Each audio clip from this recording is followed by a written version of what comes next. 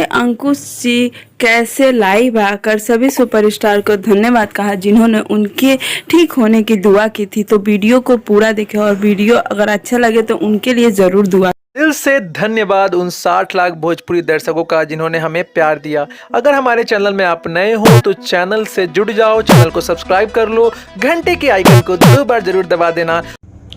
भैया एक वीडियो बना दीजिए, सारे फैंस लोग परेशान हो रहे हैं। नमस्कार। ठीक बानी एक्चुअली हर्निया थोड़ा प्रॉब्लम है ना भाई, तो एकाएक दर्द होने लगा। तो डॉक्टर के पास हम लोग आए तो उन्होंने बोला कि ऑपरेशन करना पड़ेगा इमीडिएटली। तो हम लोग ऑपरेशन कराए, अभी ठीक है आप लोग की दुआ आशीर्वाद से। कुछ लोग बताए कि बहुत सारा मतलब न्यूज़ फैल गया कि आप बहुत ज़्यादा तबीयत खराब है। तो हमारी बहुत तबीयत नहीं खराब भैया, हम ठीक बानी और पहले से स्वस्थ बानी। जरा साथे लाखों करोड़ जनता बा साथे हमें लगा था कुछ ना हो सकेला।